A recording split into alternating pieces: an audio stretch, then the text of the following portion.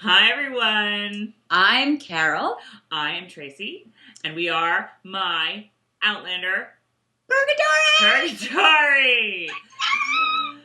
Oh my God, Carol, can you believe it? We are more than halfway through the second half of season 1 of Outlander. All right, what are you drinking? We dram. You serious Scotch drinkers will crack up because Tom gave me this really nice single malt, and I said, you know what? I haven't been drinking enough to drink this. It was like burning. So I asked for a blend. And you're drinking something that, like, you were like, did Dad used to drink this? This isn't what he drank, but I'm drinking Johnny Walker Black right now. Nice. Yeah, I don't like whiskey, so I'm sticking to the Chardonnay. It just was one of those. It's tomorrow's May 1st. I know. We'll get to that, but it was cold tonight and windy, and I just wanted whiskey. Oh, okay. Episode 113, which you just sounded like Wayne and Garth. Okay, all right. Okay, all right. Okay. Party on, Garth. Party on, Wayne.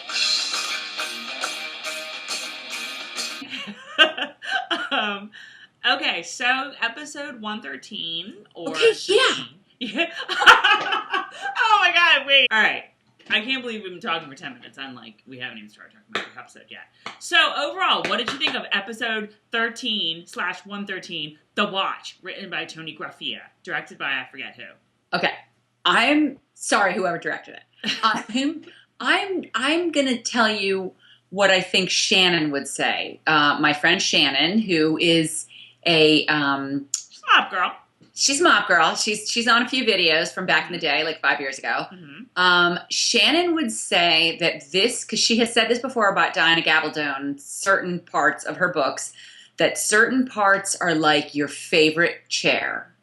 Like your most favorite comfy chair that you love to just sit in and read and have your cup of coffee or your wee dram. Mm-hmm. And that's really, in a way, this week was not last week in that the Lollybrock stuff, I am assuming they are trying to make sure that it's not like too comfy of your most comfy chair. Mm-hmm. So there's a lot going on in the Lollybrock episodes. Mm-hmm. But at the same time, that it's that background feeling of Lollybrock when they do the wide shots and the smoke's coming out of the chimney and everybody's taking care of the livestock and you just want to like go running down that hill and be like, I'm at Lollybrock. So that's what I thought. This week, I don't want to. It certainly was not my favorite episode, but I love them all. I really, I watched it and Here's the thing, I was thinking about this right before we started this. I was very excited to see this episode because this is really the first episode that when we saw the scenes for this week, I was like, okay, none of that's from the book. So it's going to be new to me too. Like all this stuff. Didn't know what was going to happen. Yeah. But I realized as I was watching it that it didn't really matter that I didn't know what was going to happen because I knew what was going to happen. And you knew in Ron we trust. Well, I knew in Ron we trust.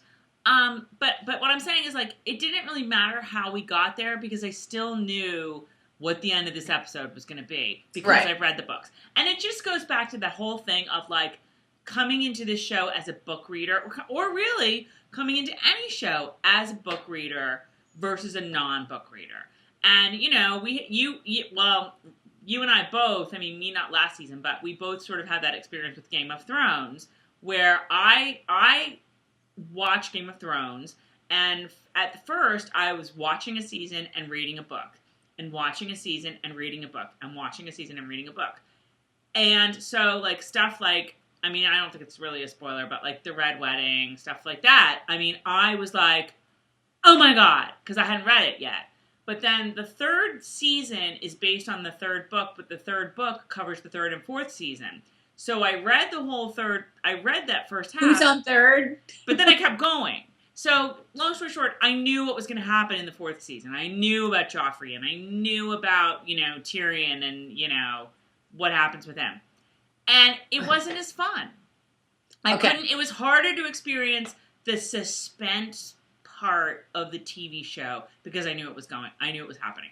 And part of it was making me think, like, I almost want this show someday to just be, like, stories about Jamie and Claire that I don't know. Do you know what I mean? That sounds like a book. Stories about Jamie and Claire that I don't know. Like, I almost wish that they would be, like, they'll do, like, 2 or 3 seasons based on the books, and then they're going to be like, yeah, we're not going to base it on the book anymore. You know the characters now, and we're just going to have stuff happen to them. Like, I mean, I don't really want that to happen, but part of me does. Do you know what I mean?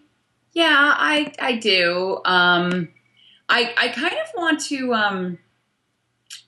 I kind of want to skip around because there's something I want to say about something that happened, like at the end of the video at the end of the show. But I'm skipping. So right. Well, all right. Bring it up. It's just something that pertains to what you just said, but yes, it involves the very end of the show. So all right, go ahead. I can skip. Well, can you remember it? Can you write it down? Yeah, whatever. Okay. All right. Let's actually talk about the show now. Yeah. Okay. So I think I felt like you. This is not one of my favorite shows. This is not one of my favorite episodes. This is not my beautiful house. This is not my beautiful wife. My least favorite episode of Outlander is still going to be better than like my most favorite episode of like 99% of other shows there. Exactly. So, although Turn is getting very good. Okay. Do you know that I still have not seen Game of Thrones from Sunday? I'm so behind on everything. We just watched it yesterday, I think. I have a Vikings. I fell asleep through a little bit of it, so. I'm a mess. Okay. So. I'm pulling up my notes, all 2 of them. That's the kind of episode this was. There was not a lot of, oh my God. I did not take a lot of notes. I just sat and I watched and I enjoyed. I don't have quite as many notes, but I still have a page and 3/4. But a lot of them are plotty things, not like questions I have or things like that. In the very beginning, when she had to call Jamie her cousin, mm-hmm. I was like distracted by the fact that she still called him Jamie. I was like, then call him Robert or something. So like, the watch is there and they're all, and I'm like, oh, they know it's Jamie. You can't say Jamie and the red hair. And no, I thought they might put 2 and 2 together. All right, so the Easter egg is a watch because it's called The Watch. So you're not really sure at this point what that means, although we've talked about the watch earlier, so you're getting the whole, like, multiple meanings of it. And then, the dude has the gun on Jamie, and like what Carol said, no, he's my cousin, Jamie McTavish. Yeah, that's it. I just thought it was really funny how, like, and it's just, do you have to answer that? Done. Awesome. I thought it was really funny how, like, it's all tense and, and then they're all like, it's my cousin, Jamie McTavish. Yeah, I'm her cousin. Oh, and I even wrote it down.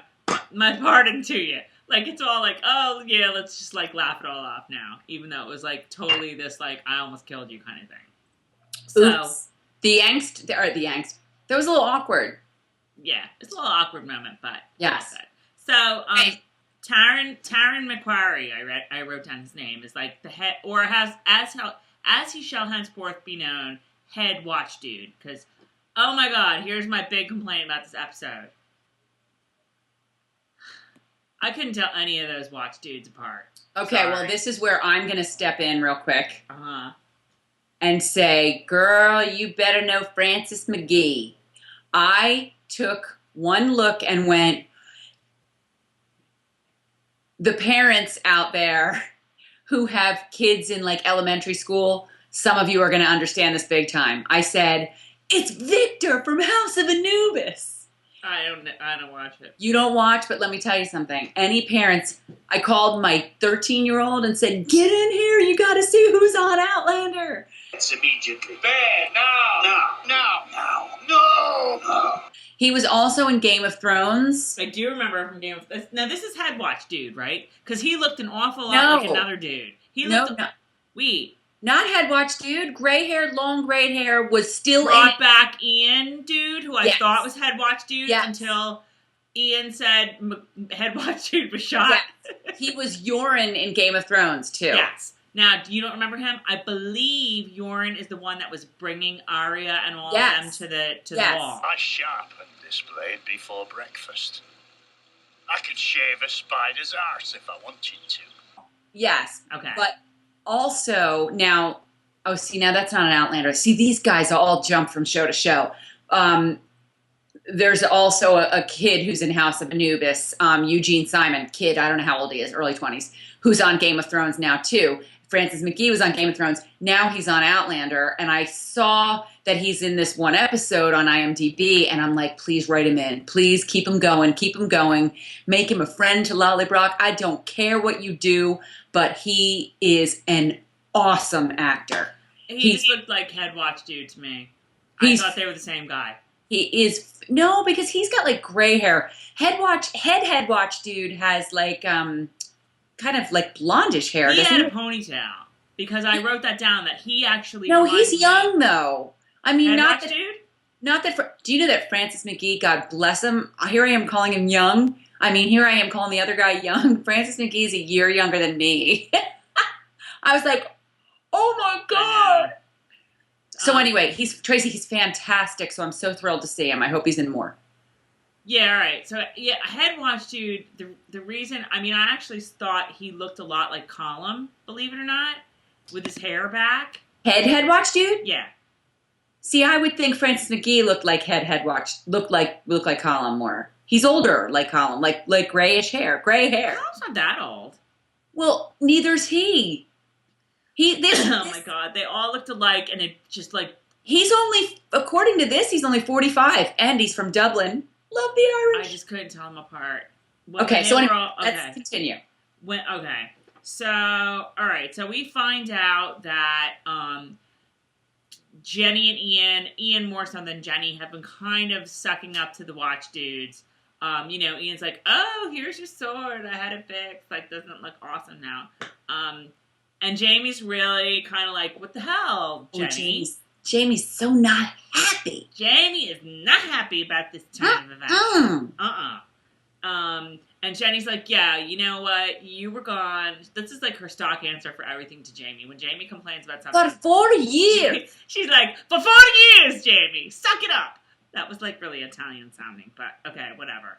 I have to say, and as an aside, I love that whole scene in the kitchen because I was just like looking at everything they were cooking.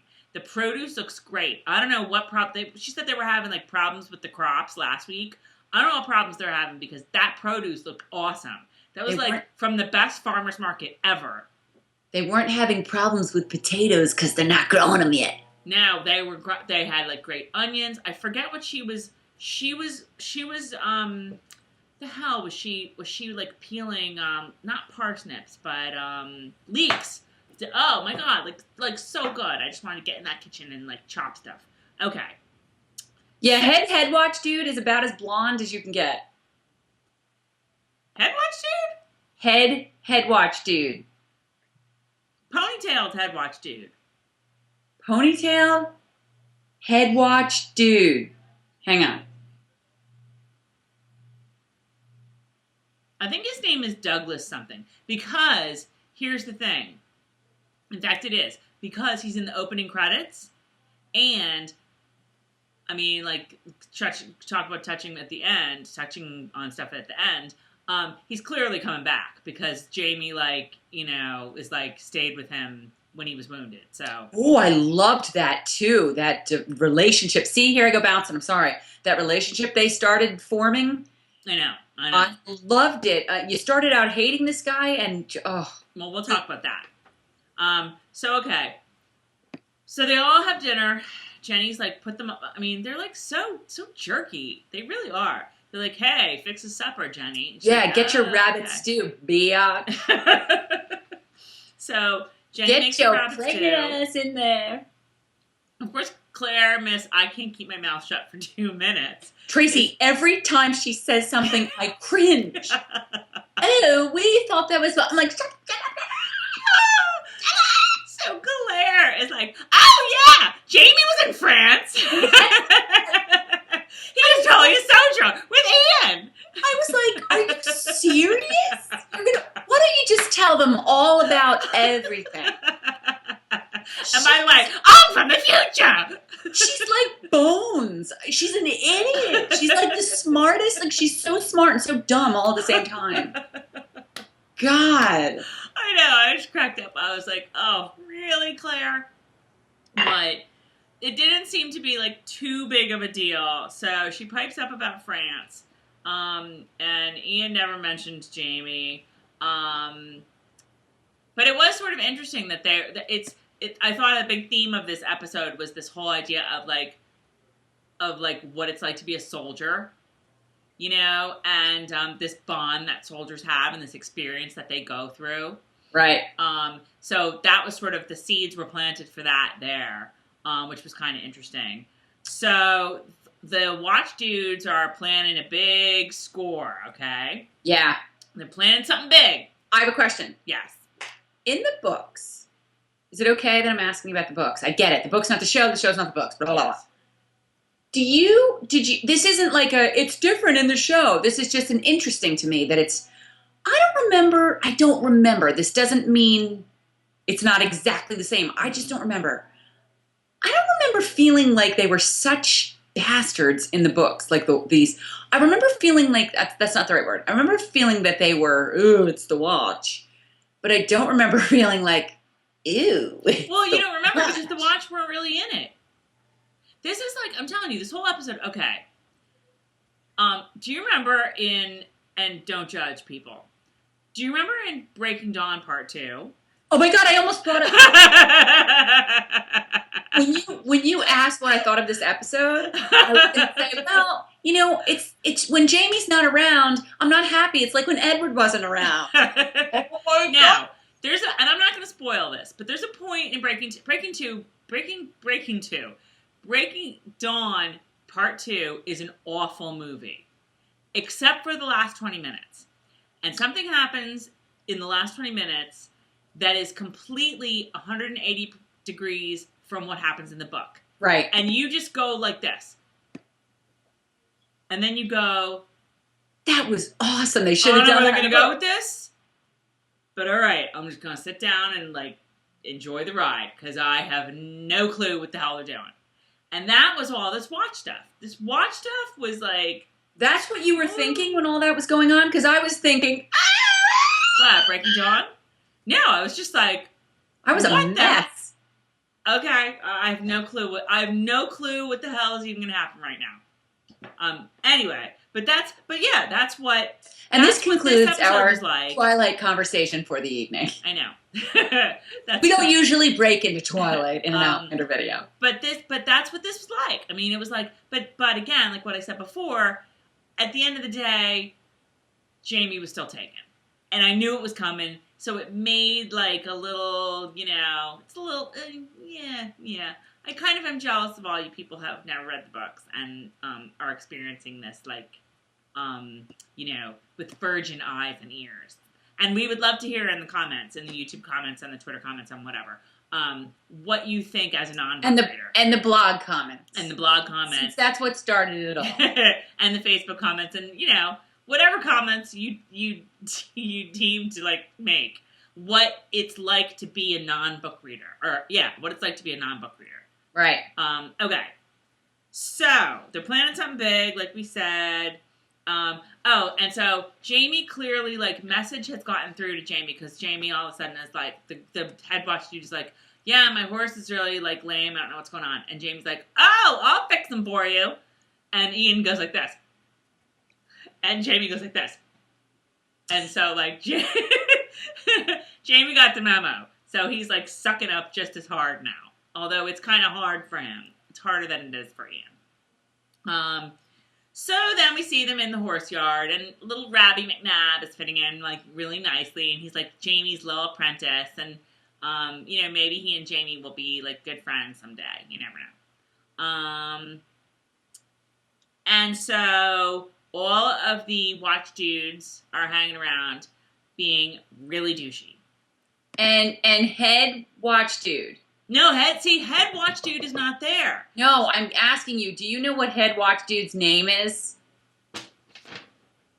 Taryn Macquarie. I think, okay, let's put it this way.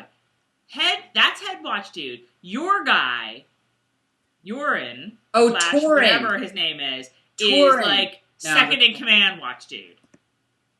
Agreed? Yeah, but I'm asking about head watch dude. What about him? I want to know his name in real life. Oh, it's like Douglas something, because like I said, I think he's... No, the other guy is Douglas. Okay, then I'm completely lost. Do you mean his character's name is Douglas, or the actor's name is Douglas? I think the actor's name is Douglas. Yes, that's a different fellow. Then I'm completely lost. He was very rough looking, the other fellow, and he lit the hay on fire. Which one lit the hay? That was not head watch dude. Douglas is the one with the that lit the hay on fire. Okay, then I don't think that's head watch dude. Was Douglas the one talking about being a soldier at dinner? The one with the rough skin is Douglas. I don't know from the rough skin. I know from the hair. Lennox he played. His name was Lennox. But I mean, I've got a there's one named Watt. Francis McGee was Crenshaw. Who did they say when they said so-and-so got hurt and Jamie stayed? Macquarie, the head watch dude. That's what I'm asking you. His name is Macquarie. That's his character's name? Yes. All right, keep going. Oh my God. I'm so sorry, people. I don't know whether to cut that or keep it because it was so ridiculously funny. Because it's kind of funny. I'm finding Kinney. So yeah, they're all being douchey. I can't tell one from the other. One of them lights the hay on fire just to be even douchier. Jamie puts it out with all the head servant guys, with all the servant guys. Then head watch dude comes and he's like, "What the hell?" And he's pissed off.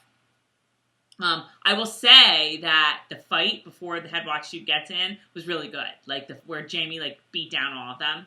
Yes. That was a great fight. That was really good. You mean when head watch dude walks up and sees it going on? He walked up after this fight, or as it was going on. I know, but they lit the thing on fire. You Jamie said fight with head watch dude. What? You said the fight with head watch dude. Right. No. Oh my God. Next time the watch are all on the show, name tags, people. Do you hear me? Dress back. Name tags. Or maybe put all of their outfits in different colors and have them wear the same color through the whole episode. Because how ridiculous is this? Come on. But we can't be alone in this. So, all right. Anyway. Okay. Then, we are okay, we have some new arrivals here. The rest of our watch dudes we were expecting have arrived. And who turns around but dun dun dun? Do you know? I don't even know what you said. Oh my God, this is the worst video ever. I know. It's not an easy episode to... It's not an easy episode to break down. It's not a dishing episode. Okay, so the rest of the watch guys arrive. Somebody gets off his horse, turns around, and it's... Hot Rocks. Hot Rocks! I'm looking at him right now. That scene's on right now. Hot Rocks is in the house. Hot Rocks is in the house. So Hot Rocks is like, and Jamie's like, And so... And Jamie's like, damn, I was the hot one. And Jamie's like, and so Hot Rocks is like, I'm going to play my cards right here. And I'm going to, like, play cool. So they clearly, you don't watch Walking Dead. I think Hot Rocks has, like, a Rick thing going on from Walking Dead. Is he on Walking Dead? Do you know the main guy from Walking Dead, just from seeing commercials and stuff, right? No. Rick is... Don't know it. Okay, so yes, Horrocks is on the scene. Again, I wrote down something I have no idea what it means. So why would Lollybrock be safe? Oh, that's why I was like, Jamie's like, I thought that Lollybrock would be the one safe place we could go. Right. I'm like, don't people know you live there? Don't people know you're the laird of that? So, like, wouldn't that be the first place they would look?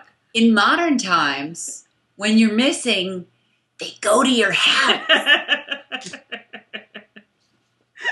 I thought the exact same thing. I was like, yeah, that was a little... With all of your schooling and all of your smarts, James Fraser, I think that you kind of aren't thinking this one through. Okay. So they're planning this ambush at they're going to ambush the Chisholms, which are another clan somewhere that are coming back with the rents. I think this is what all these clans do. I think they all, like, take turns ambushing each other. So it's like, okay, so I guess it's the Watch that's doing it, but, like, all the clans seem to do it too. Like the Campbells, attack the Frasers, and the Frasers attack the and everybody finally gets their money back after a while. Right. Which is why, being of the smaller clans had to glom on to the larger clans for protection, or they would have been stomped easily. Right. So, like, being a Stark, the Stark group clan was too small, so they were along with the Robertson clan. Right. So the Robertson clan was... Right. And I actually had some questions about that, but they were sort of answered, but they explained it by the end of the episode, so that was good. Okay, so Jenny and Claire are outside hanging up some laundry, and then all of a sudden, Jenny's water breaks. My water's broke. My water's broken.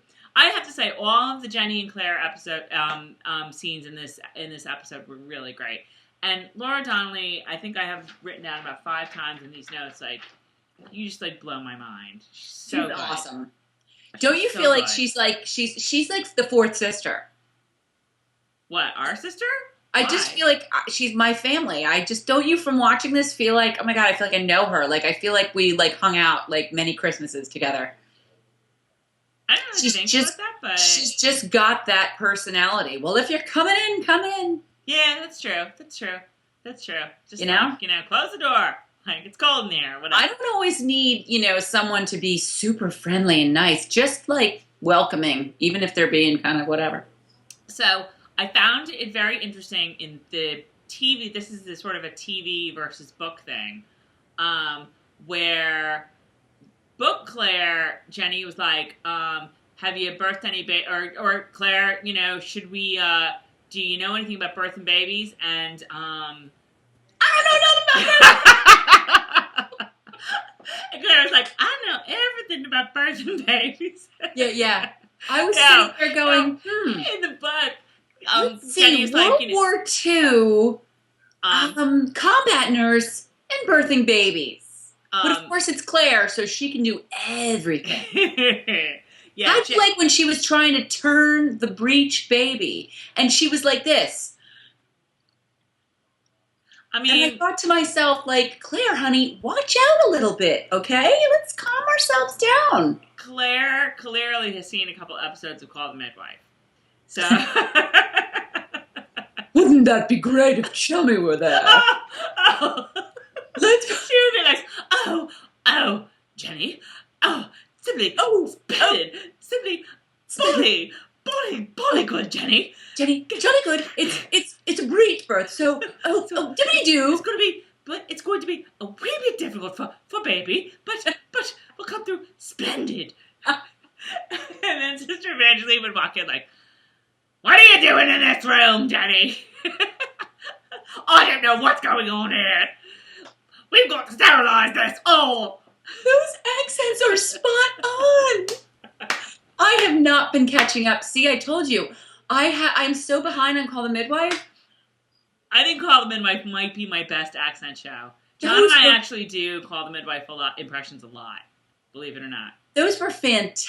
Thank you. And the last episode I watched, I skipped a couple, but it was on, and I watched, and what's her name was just, the doctor will see you. Oh, that's Sheila. Sheila. We forget her nun name, but like, oh, okay.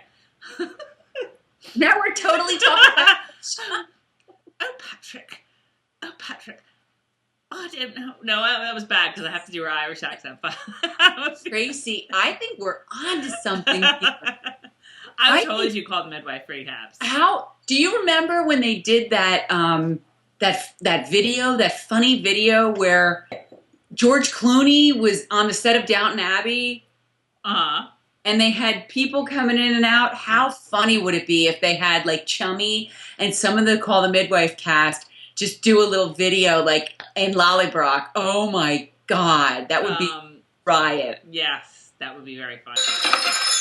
Gosh, terribly sorry. The stairs were a bally nightmare. That would be if they came in to deliver the baby with Jenny. Yes. Oh my God, so that would funny. Be good. That would be good. Okay. So anyway, let's see. All right. So now we have the big Jamie and Horrocks chat. Hot rocks.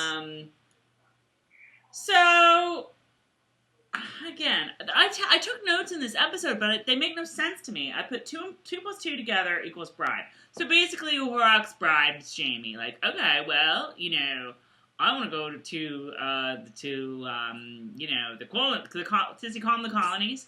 What accent does Hot Rocks have now? I can do an Irish accent. I really can. I was in Dancing and Loons and everything. That sounded like your Good Times accent.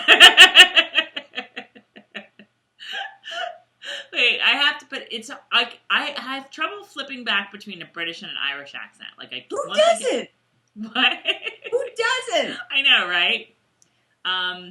So anyway, so Horrocks is basically like, yeah, you know, you give me some money and I'll forget I ever knew you. And I'll go off to the colonies and it'll all be great.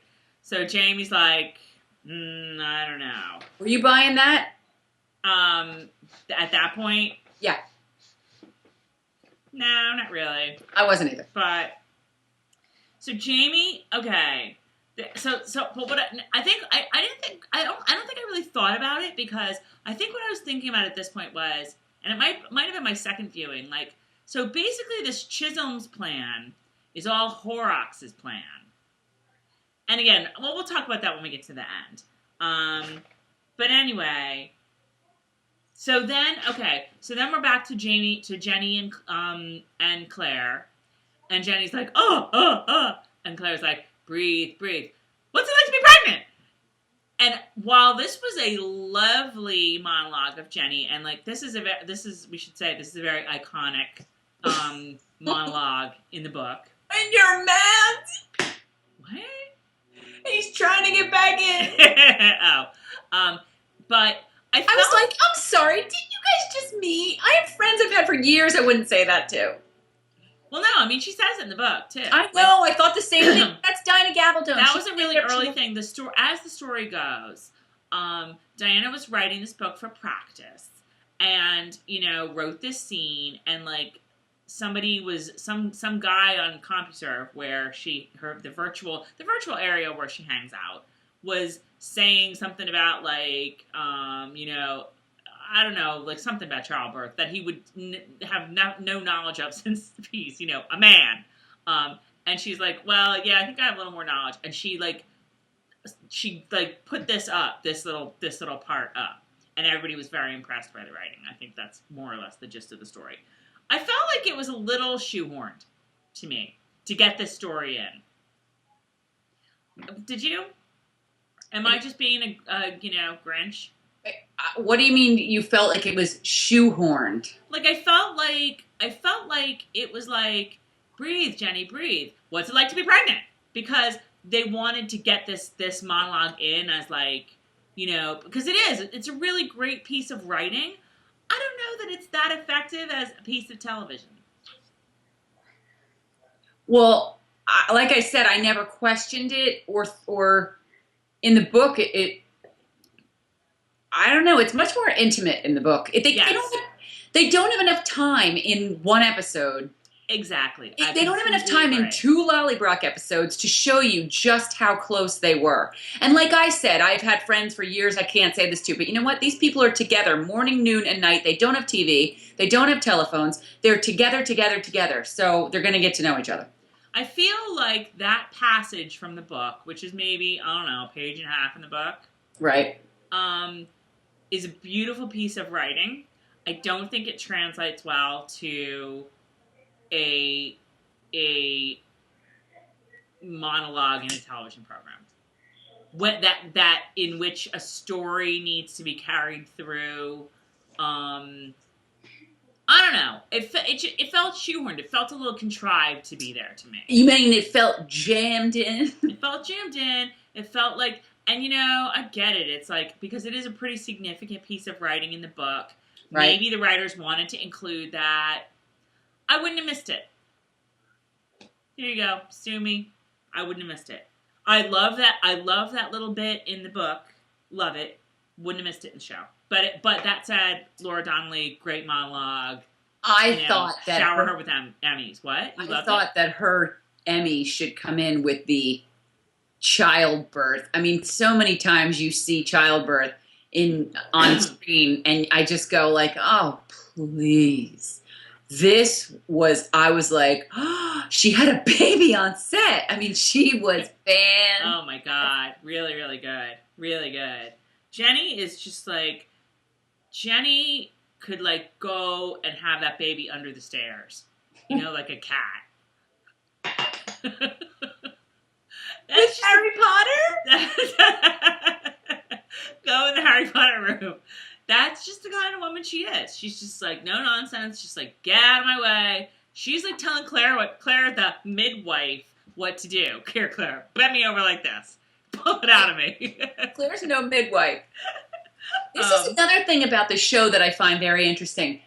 Claire is shown much more human in the show, and I don't want to say much less capable, but not quite as capable of all things as she is in the books. Really? See, now I thought she was more capable. In the books, this is what I was saying before. In the book, Jenny's wait. Strike that, reverse it? What?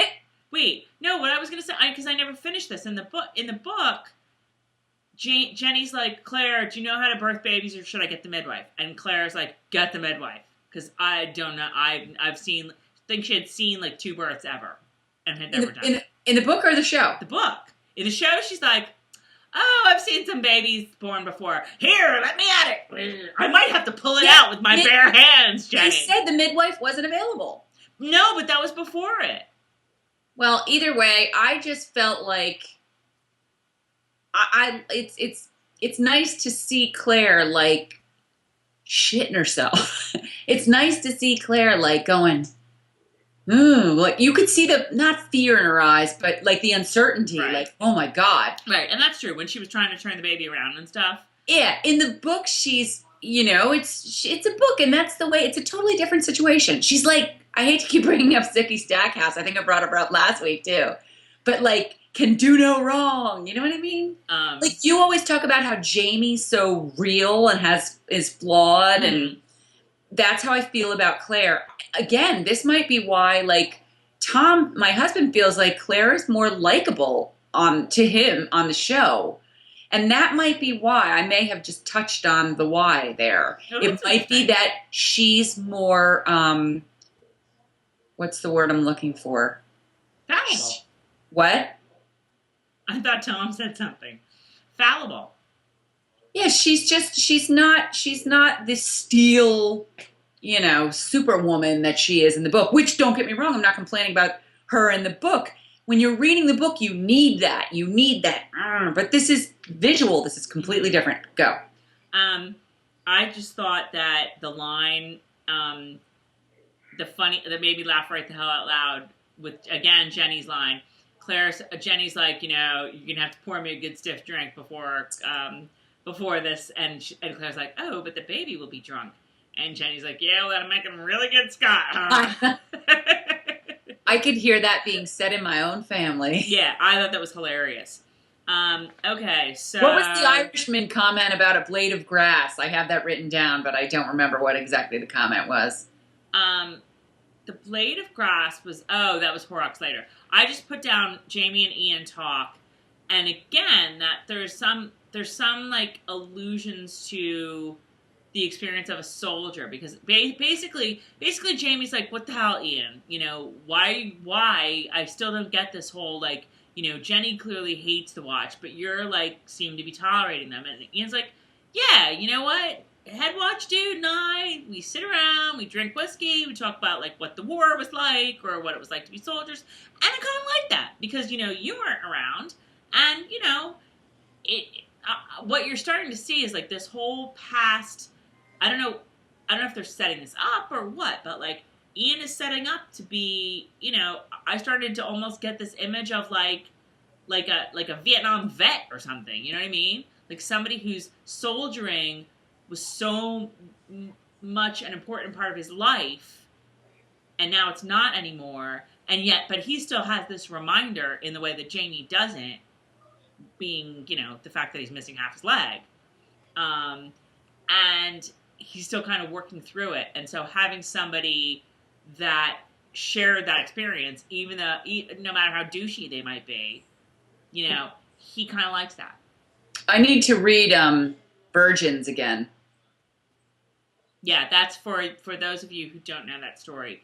That is a story Diana wrote about Jamie and Ian as, it probably takes place maybe 3 years before Outlander, about life for them in France, being soldiers. And it's good.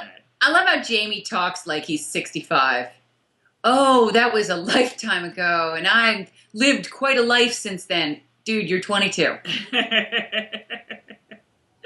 You've lived quite a 12 months since then. Yeah. So, okay. This is another thing that annoyed me a little bit. Did you hear what I said? No, what? Step it up. All right. So, during the talk with Jamie and Ian, it's like, Jamie's like, yeah, so he tells him about Horrocks, and Horrocks wants money, and Ian's like, oh, we happen to have some in the Glen. Right under the third rock from the left. That was like a little bit like, really? What'd you think? Your dad put it there. It's just very convenient that happens. I need to try that sometime. Let's try it now. Carol, somebody at work is totally bribing me and wants money. Do you remember that big tree up near the mailbox in Paoli? Yeah, I think Dad dug a hole and hid shoelace in it once. Really? It was in the pack of Sandra. Along with, like, all the tennis balls that we would lose in there. Okay. You know what? Sometime we should go back to Paoli. We should go back to the Paoli house and video us going back to Paoli. I've done drive-bys. Well, since people aren't really familiar with the Paoli house to begin with, it's probably not that interesting to them. No, I'm just saying that would make for a funny video. I do drive-bys if I'm ever in that area, though. Okay. So the whole scene, so Claire and Jamie have their little scene where Claire tells him that she doesn't think she can have kids, and that's a very nice scene. That loved it. Ripped my heart right out of my chest.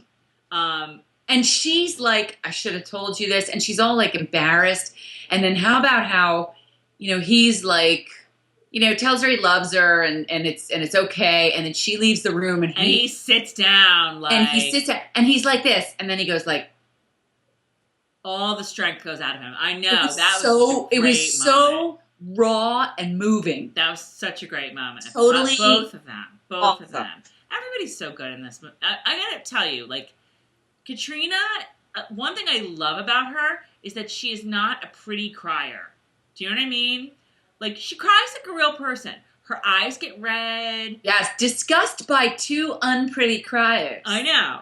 Like, we cried. Ugh, ugh. I used to make fun of Carol because Carol does this. But she cries. I was like 12.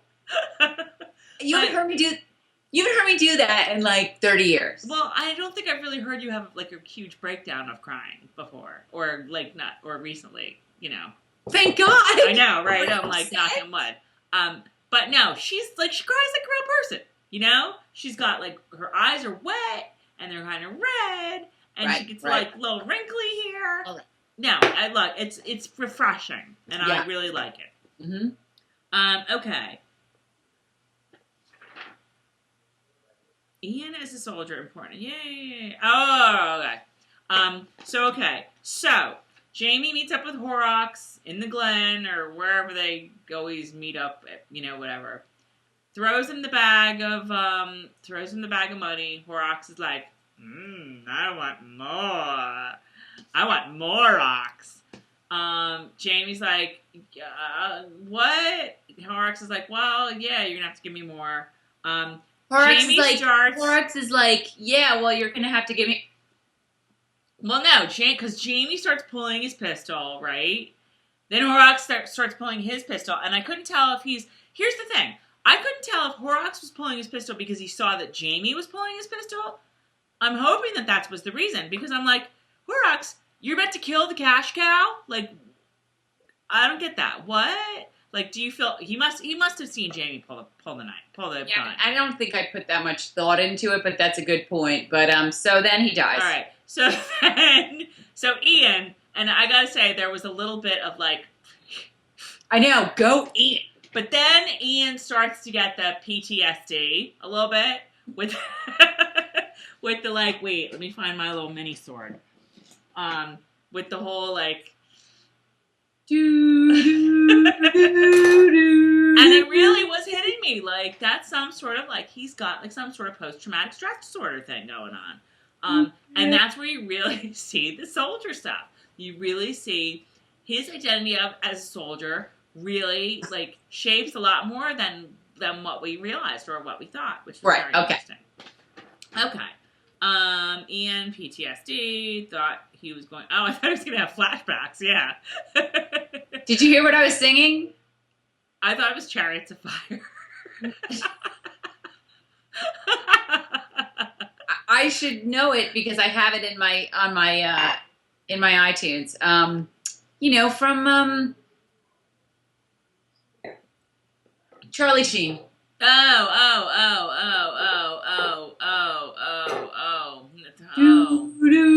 I know. It's Adagio for Strings. Adagio for Strings. That song is just like, if you ever want to be depressed. Yes. I would have sat up at 3 a.m. and gone, Adagio for Strings. I will tell you a little secret. Now. I'm afraid. And I think you saw this too. I mentioned a couple episodes ago that I played Elizabeth in the Crucible once, like a few years ago. And I think you saw that too, didn't you?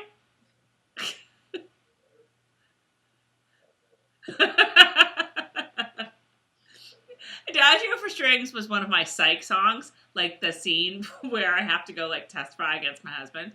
I just like listened to that song for like 8 minutes. And then, like, let's I do was that just now. Like, freaked out.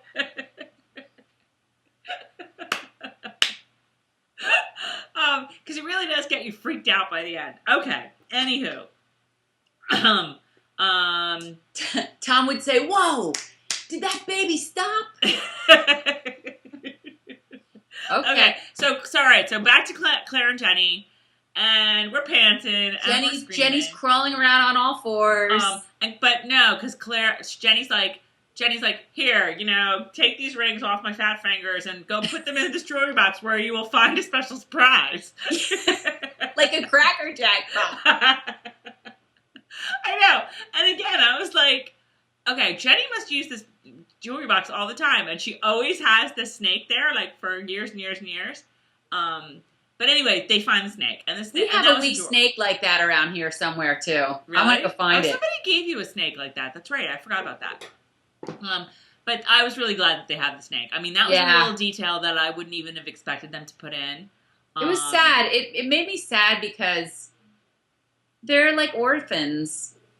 They're, like, I was just out to dinner with some family, Tom's family, and we were talking about, his cousin said, like, when your parents are gone, you feel like an orphan. And that's how, like, I felt about Jamie and Jenny, and talking about their brother, and the parents are gone. And that really made me sad, that whole, and about how their mother, and she died in childbirth. Right. Well, and then on another level, too, you're saying that as you're, like, trying to push out a kid that's breech. So, clearly... she's going. She's freaked out. Jenny thinks this is it, I'm going. Yeah. So... okay. So, let's move on to where she has the baby. Claire finds the snake. How does Ian put up... how does Ian put up with the Watch guys? The Watch guys are being... yeah. So, they're downstairs, and Jenny's screaming, and the Watch dudes are like, your wife's screaming really loud. Like, you might want to shut her up. I was like... Rude. Totally rude. And I don't know how the hell Ian kept from belting them. I really don't. Ian is a very patient guy. It's that whole belt them, die, don't belt them and live. Die, live. Cake or death, cake or death. Yeah, true that. Okay, somebody needs to explain this line to me because I'm stupid and I don't get it. So, basically, Horrocks hasn't come back. I think it's the next morning. I think it's the next morning. They're at the breakfast table. It's Jamie and Ian and Head Watch Dude. And Head Watch Dude's like, yeah, Horrocks hasn't come back. And Jamie's like, yeah, you know what? I killed him. So he's like, I'm glad you killed Horrocks. He was kind of a douche. But now I'm one man down with my posse. So yeah, Jamie, you have to go. And Jamie's like, and the guy says, because I wrote it down. Basically, you have to go unless you're prepared to dig 7 graves, including your own. What did he mean by that? Did he mean that if Jamie didn't go, he was going to kill Ian, Jenny, Claire, Jamie, wee Jamie, unborn baby, and some other person that I'm forgetting? I thought it was servants. Did he mean he's going to kill 7 servants? Did he mean that, like, if I Jamie just took that as, you can go, you can come with us, or we'll kill you all. Well, no. Then it would have only been, maybe just Mrs. Crooks, because she's the only one whose name we know. So it would be Ian, Jenny, Jamie, Claire, wee Jamie, unborn baby, and Mrs. Crooks. That would be 7 graves.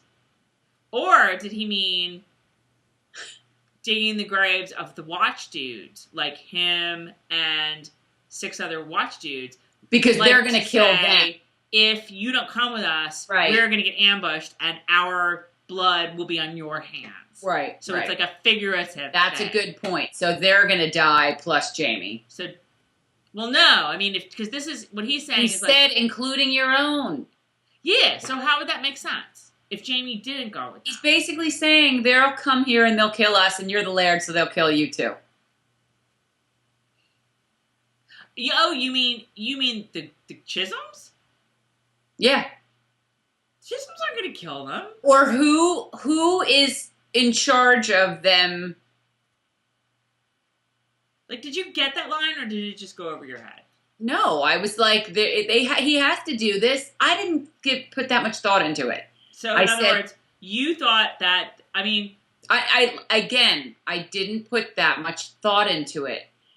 Do it, or you're going to die. I didn't sit and go 6, and here's 6.5, and here, I just do it, or you're dead. I guess it's a very odd thing, given this sort of, like, given that the Watch doesn't really, like, kill people, like that. I think my question was, are they only answering to themselves? Who, the Watch? Yeah, like, is his little group, who do they answer to? I don't think they answer. I think that, you know what, they kind of reminded me of a sort of nicer, not as douchey, and not as intent on killing people version of, did you ever see Cold Mountain? Oh my God, so long ago. I can't. How long is this video? Well, and actually, you would know because it's that guy from whatever the hell, Sons of Anarchy. His name is Charlie Hunnam, girl, and you will know it. That he was in this posse of like it was dudes from the South that couldn't go to war for whatever reason, so they stayed behind and like terrorized the town. Right. And that's what The Watch reminded me of. I saw it like 5 million years ago. I love that movie. Anyway, okay. Okay, we really. So wait, so then... Tracey, what was that? What was that noise you just made? How long are we right now? I don't know. I'm not looking because I'm almost done. So then Jamie, and then the piece de resistance is that head watch dude is like, and you only have to go this once. And Jamie, who has become Captain just this once in this episode, like, okay, Rox, I have to give you money only just this once. Okay, head watch dude, I only have to go with you just this once. Okay.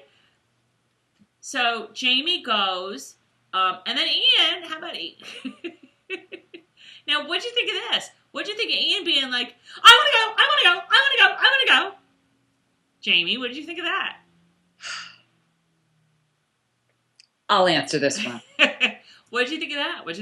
I found it very interesting that Jenny was like, you go. And then Claire's like, you need to stay here with her. And Jenny's like, what I need is my brother. And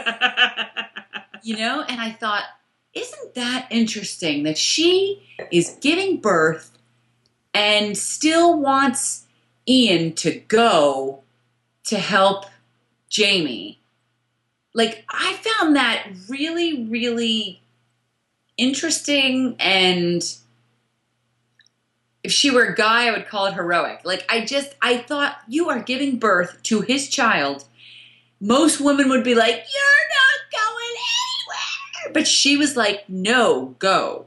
Right. But I mean, like, did you have a problem with him being like, yeah, I'm totally going in the first place? No, because that's the way they lived. I thought a lot about this. That's the way they lived. He didn't give it another thought because without thinking about it, he knew she would tell him to go. You know what I mean? He and Jamie, you keep talking about their soldiering days. Well, he and Jamie were soldiers together. Mm-hmm. So, you know what I mean? They were Starsky and Hutch. If Jamie was going, Ian was going too. Oh, I forgot. I think I wrote this down. I did write it down, but I skipped over it. One of my favorite lines that I'm glad they kept was the whole, Jenny was telling Claire about it. It was basically like Ian being the man on his right. Do you know what I mean? Say that again. When Jenny was telling Claire, that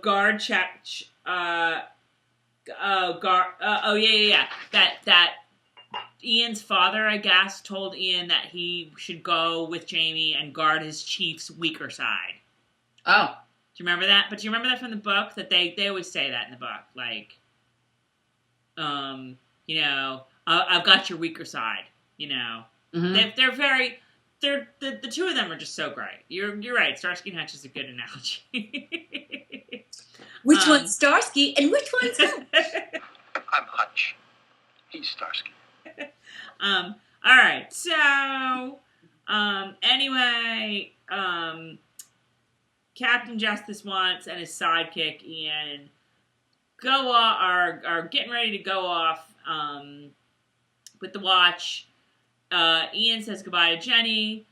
Jamie says goodbye to Claire. And I'm going to go there. And I'm going to make the bold pronouncement that little scene with Jamie and Claire was the hottest scene of Jamie and Claire thus far in the series. It was the look. Drops mic, walks away. It was the look in his eye. He had, here comes the smolder.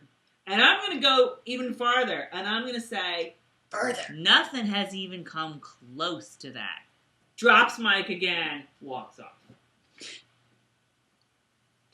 And, you know, there was a photo circulating. It might have even been a video. And I am telling you, that look in his eye, you got a look in your eye. I was like, wow, this is quite, yeah. No, I mean, like, and it was exactly it was the line of, like, I don't remember what it was, and I don't think I even wrote it down, but, like, you know what? Yeah, like, nothing, wedding, first couple of minutes of whatever that was, episode 10, that little scene, that 30 seconds, nothing's even come close, in my opinion. I'll tell you what I liked about it too. Well, one thing was it wasn't. Remember what I said to you about it wasn't all the face touching and the hair. It was just raw. It was all here. It was the all name here. of the game. What are you doing? I'm looking for the picture.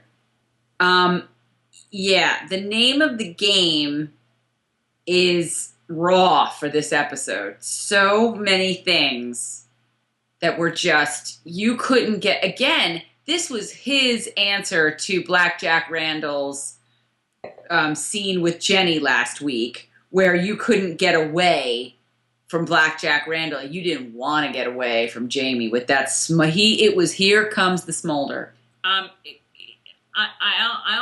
almost want to take a moment and find it because it was so. I found it. I have it. I just can't get the rest of the stuff off my screen on Facebook to put it on camera. I guess I could do this. I just want to even do the sound bite. Ooh, that'll work. If I can find the sound bite. Landowners, we could go places. Tracy. What? Yeah. Look at the look. Money, huh? Right there. I'm not gonna even try to find it, but yeah, I mean, like, wow. Okay. And let me ask you a question. Why did he look like that? Why did the director tell him, here's how I want you to play it? Instead of being all, like looking at her like, I'm leaving, and, you know, you know why he had that look in his eye? Because Claire was finally showing him her affection for him. And it's like a major turn on. So he doesn't need to, like, hide it anymore? No, and hide what? His affection for her. Why is he hiding his affection for her? Because I mean, you know, maybe I'm approaching this from a book reader, but, like, I felt like he held back some. Because, well, maybe not. Now, I mean, like, just once she decides to stay. Right. But even after she stayed, remember, they hadn't, like, really said, you know, like, last week was really the big, like, you know, we haven't said it, okay, say it. Right. And I thought that's what you're talking about. Like, at this point, he can be, I mean, and he spilled his secret at that point. You know, his secret was that he had been in love with her since the first time he saw her. Okay, what I'm talking about was in last night's episode when he gave her the smolder. As he's leaving, it's because she's telling him, excuse me, this is what happens when I have these. I'm all, excuse me. Okay. Jamie will crack up at that too. Excuse me, I just had pudding. He's very taken by her admission of undying love. Oh yeah, I'm sure. And it's not like she's doing this and he's all smoldering. She's telling him, like, you know, pouring her heart out, and he's like that. It's sort of like when your husband, like, empties the dishwasher and you're like, I love you. Okay. Okay, so then we see Jamie and Ian go off with the watch. They're riding around. Jamie's all bonding with, like, head watch dude. Okay, I do have a note for that. Okay. Which was, love the relationship. Jamie is forging with this guy. Wonderful. Wonder if we'll see him again in the series. He's a good soul deep down. Chills over the mention of the toll booth. Now that passed me by, so explain it again. What passed you by? The toll booth. He mentions, you don't want... He basically tells Jamie, I would never turn you in. Yes. Because I forgot that they called that the toll booth. Right? And he says, like, if I turned you in, you'd go to the toll booth. And then he says, like, you ever been there? And he says, I wouldn't send a dog there. Yeah. Okay. And you're sitting here watching this going, oh. Well, you're sitting there watching it. You know. That's all I had to say. Mm-hmm. I think the word Wentworth has been bandied about enough that we'll just we won't really talk about it anymore. Your hair looks so long in that shot. How long is it? Wow, it's pretty long. Okay. Okay. Probably too long. So then okay, so then they're in this, like, little, like, area, and it's a perfect spot for an ambush, and then you see Jamie realize, wait a minute, we're not the ambushers, we're the ambushees! That's the other thing I have written down. I love in the show, because they've done it before, how they zero in on Jamie's keen ability to know when danger is near, even in the silence of the woods. Because that was a big thing in the books. Poetic. Thank you. That was a big thing in the books, how Jamie knew. You know, he knew the woods. He knew what to look for. He didn't even have to look for it. He felt it. Which is always what I'm telling you about Scotland, how it's not even the amazing things you're seeing as much as what you're feeling. Mm-hmm. And he felt it. And he looked up and said, this is perfect for an ambush, the walls. And then he realized, oh, crap, it would be perfect for an ambush against us. Mm-hmm. And then he looked in and said, there's no way out.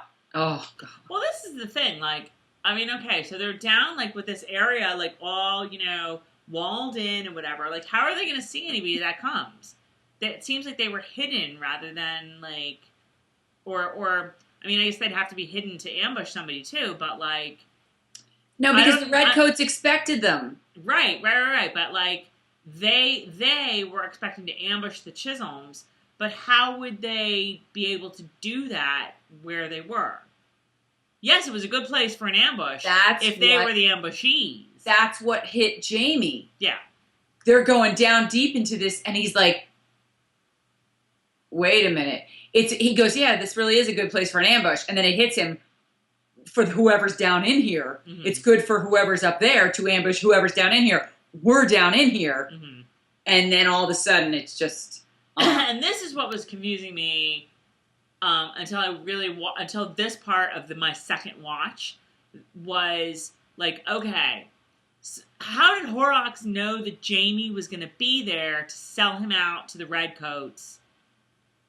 But really, what he was doing was selling out the watch to the Redcoats. And they make that clear a little bit later, that Horrocks planned this whole thing, and because I guess the watch were sort of wanted men to the Redcoats anyway, but it still makes no sense to me. This is the one kind of what makes no sense to you? It makes no sense that, like, okay, Ian talks about how, you know, being nice to the watch means the watch keeps the Redcoats away. Right. And so I guess... How does the watch keep the Redcoats away? I don't know. Because how do they keep the Redcoats away without getting arrested? That's how what does the watch keep the Redcoats away? What? I always kind of felt like the watch was... in with the Redcoats a little bit. Like that they're... so I'm thinking that the Redcoats maybe give them favors or whatever, or turn a blind eye to their lives and their families or whatever. Right. If they keep everybody else in line, because the Redcoats think that the Scots are so far beneath them. Right. They don't have even the same like goals. to deal with these people. Right. They have the same goals. Right. The Watch and the They Redcoats. think of them like animals, practically. It made no sense that whole thing. Let me finish. Go ahead. That whole thing about the Watch saying, you'll be digging 7 graves, one of them's your own, to me was Redcoats. That they're putting them up to this, that they're, it's all corruption, and they're putting them up to some of this stuff. Oh, so you're saying that 7 grave line is like, if you don't come with us, we're not going to protect you anymore, and then you're on your own with the Redcoats. There you go. All right, I'll buy that. But it doesn't take away... I'm not saying that definitely. So again, if I'm wrong, I'm pondering. No jumping up and down and telling me you were wrong. I am not. I think that's an interpretation thing. I don't think it's. I think I need. Well, I was wrong about Tobias. I'll admit it. I mean, I've heard Tobias since last week has said, "Yes, it's my peen," and I just assumed because. He's so, Shakespearean. He just doesn't... I'm not going to say he seems like he wouldn't care, but he seems like, this is his life. He eats, sleeps, and breathes acting, so... Tobias seems to me like he'd be game for just about anything. He is, the freakiest freak. Especially at Christmas time. That didn't surprise me at all. I think Tobias would be like... Did you get what I just said? Yes, especially at Christmas time. You want me to rub my junk? Good. I'm good to go. And again, I'm just, fascinated with that whole thing from a very legal, logistical standpoint of, the minute that he decided he was going to do that, did they have to be on the phone with Laura Donnelly's agent being like, is this good? Or is that Laura Donnelly... You never actually see them in the same shot. I think that's contractual. I think they signed very, very detailed contracts going into it. No, but they said, if you listen to Ron Moore's podcast, which I have, it was kind of Tobias's idea, or they sort of decided spur of the moment. Right. But if you watch, because I watched that just to watch the shot, and you never see her, that you can tell it's her, and him, and his junk in the same shot. All, visible. Okay? You either see her, or you see him getting busy with, this unidentifiable, back and shoulder. So I have to wonder if she was even in it. Because we go back to what we talked about before last week, where me... thinking from an actor standpoint, that would make me, call me a prude, call me a bad actor. Having to do a scene with a dude rubbing his junk would make me feel really uncomfortable, and I don't know that I could do it. Isn't that funny? I don't think that would even. As long as I don't have to rub any junk, I wouldn't. Yeah, but what the hell's happened? And somebody. Oh, I think I'm in the middle of Alistair and Lonnie right now. Scott and Sassenach. About that episode. And, they're saying, take after take after take after take after take. Poor Tobias. That's just, crazy. He's like Jason Stackhouse in season 1. I don't know. But it's fascinating to me, what has to happen legally for that to go down. Yeah. Anyway. You know what's fascinating for me? How the episode that's so...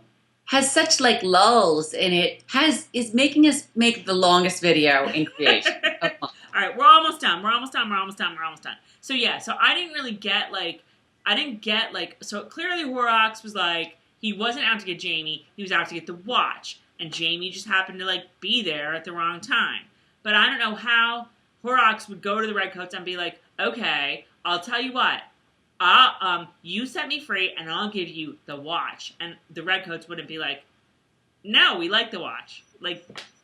You know what I mean? Does that make sense?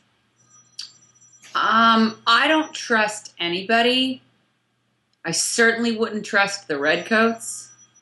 I think some of them are decent souls. There's some decent souls within them, as we've seen. Right. But I don't trust, just like the Watch are such pigs, but head watch guy is pretty decent once you get to know him. And second in command watch guy too, as we see. They have a sense of honor, those watch guys. You mean Victor from House of Anubis? Don't call him by another name. I don't know. All right, we're so close. We're so close. Well, how did he have a sense of honor? Because he brought Ian back at the end. Yes. Okay. Okay. So, did you care about that? What, that he brought Ian back? Yeah, in the book, did Ian just come stumbling back by himself? In the book, I believe so. In the book, that's how you find out that Jamie is gone. But it's because he's been taken, and he is taken by the Watch in the book. Ian and Jamie are out in the fields or something, and the Watch took him and took Ian's leg or whatever, and Ian makes his way back by himself. But I think it's by himself. Right. Okay. I know. They sort of buried the lead on that one. Not the lead, but they took his leg. I know. They took his leg. I mean, what are you going to do with his leg? Throw it in the fire? I know. Kindling? What? All right. So the baby's born. It's a girl, Margaret. Then Jamie and Jenny are sitting around, and Jenny gives Claire Claire and Jenny. Jenny gives Claire possibly the ugliest bracelets ever on the face of this earth. It was like somebody took some baby elephant tusks and a blowtorch. Here, have this. I was like, they are awful. Oh my God. They certainly didn't seem 18th century to me. You know? They're gorgeous. But anyway, the takeaway from that is Jenny saying, oh yeah, they were a wedding present from somebody my mother would never say who. Whenever we asked her, she'd be like, oh, I'm not going to tell you. It's my personal private business. That won't come back at some point in episodes 14, 15, or 16. No, that's never going to happen. I was like,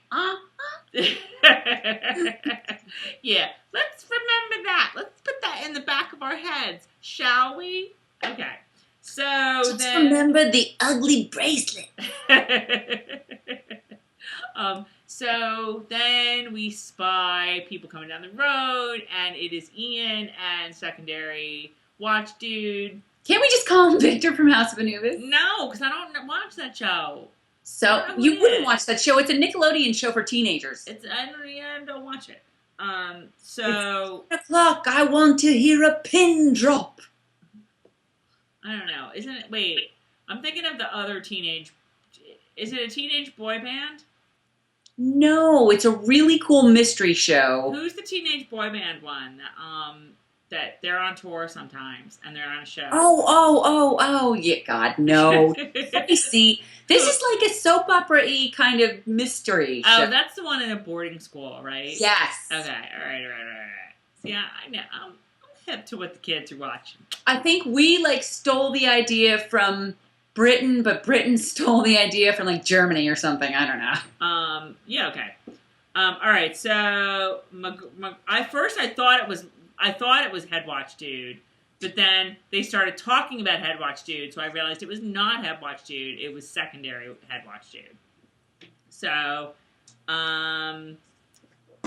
that's basically it, Secondary dude brings Ian home because, he owed him one, even though he was douchey throughout the whole episode. Right. Now, do you want to hear my point now that I was going to make in the beginning? Okay, go. Didn't you find it very poignant that Jamie has saved Claire on multiple occasions?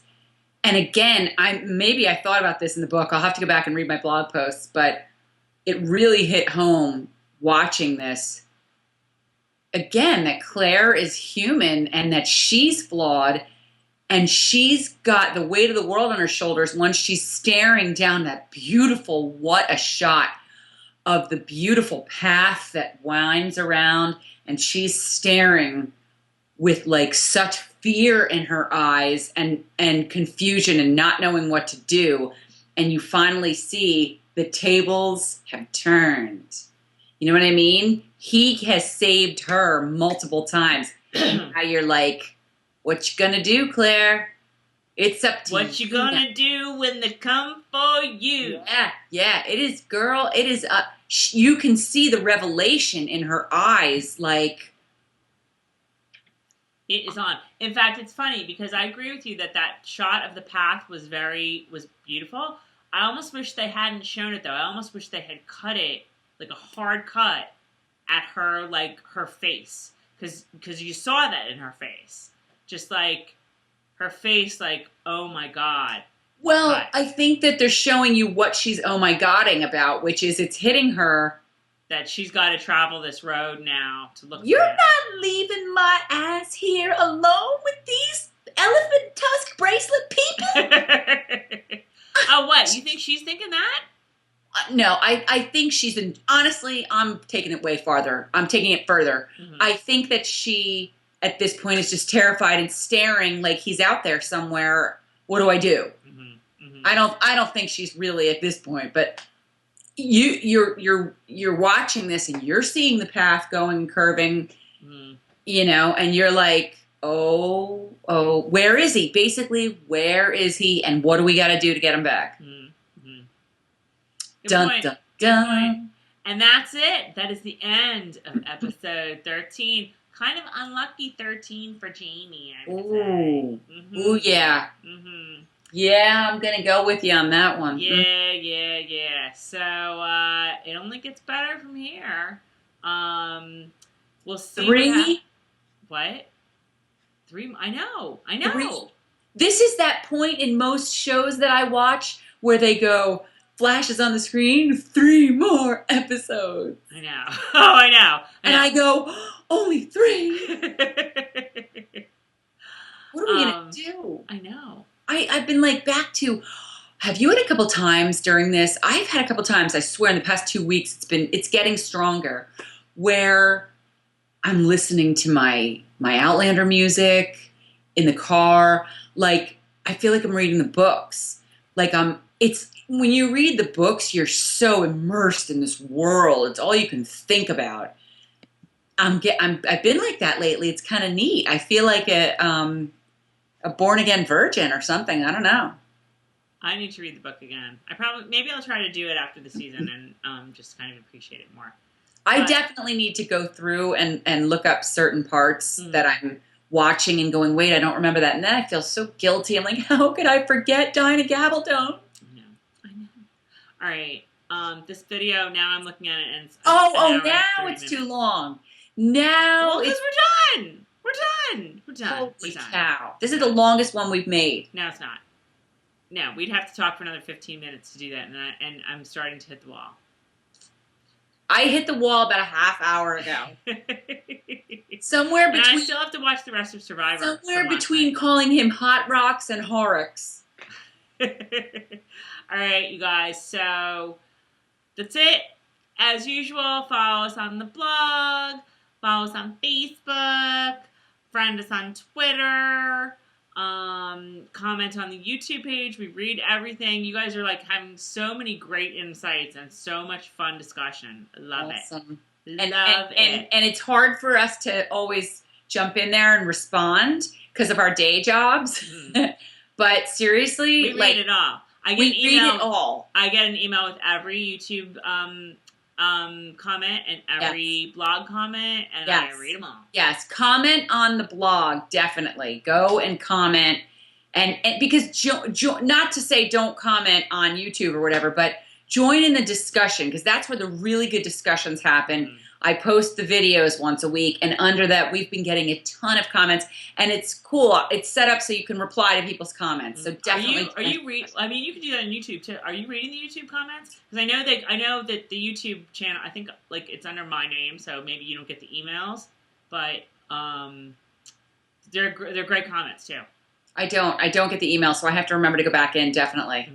But I can't. I do. I spot check those. You know what I mean? Mm. But the blog ones, I get an email every time somebody comments, and it's Mm. easier for us to kind of jump into those than Right. than answering email. That's Right, not right, always right. that's not always easy. Right. And join us on chat too. We have chat on Monday nights, 9 o'clock Eastern Standard Time.